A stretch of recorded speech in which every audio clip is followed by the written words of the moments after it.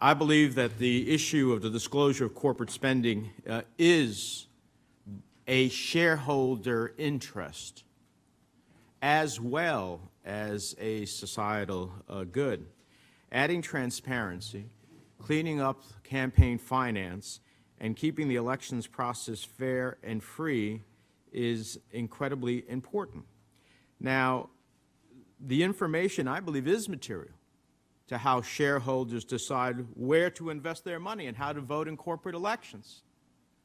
I don't know that I want to invest in a company that is going to ultimately make its greatest profits, and that, from my perspective as one shareholder, to also make sure they are doing so within both the ambit of the law and hopefully as a good corporate citizen. But if I want to go spend money in a campaign, I'll spend my money in a campaign, and I'll decide where it goes. But I have no interest in having a corporation spend the money that in part is mine by virtue of my investments in whomever they want or whatever they want. And if they're going to be able to do that, fine, then at least I should know so that I can make decisions as an investor, so that pension funds can make decisions as investors as to whether or not to do that.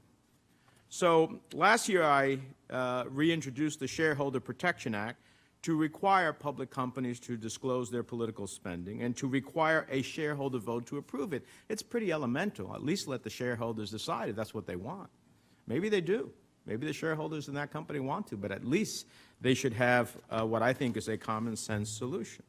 So I know that in response to Senator Schumer's question, you referenced the 2016 Omnibus Appropriations Law that unfortunately included a one-year provision to try to block the SEC from issuing, implementing, or finalizing a rule to require public companies to disclose their political spending to shareholders.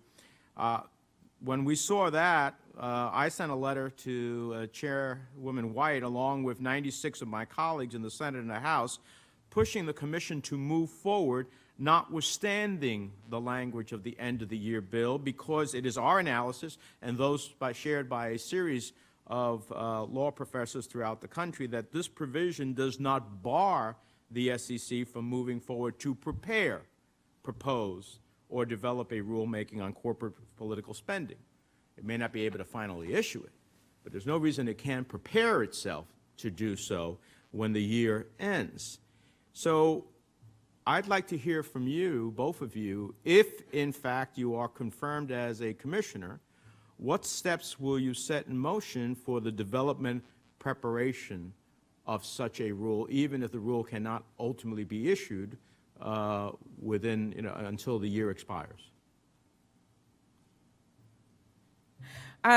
So, I would say first, whether or not steps can be put in motion at the top level is a decision that the chair has to make, I think.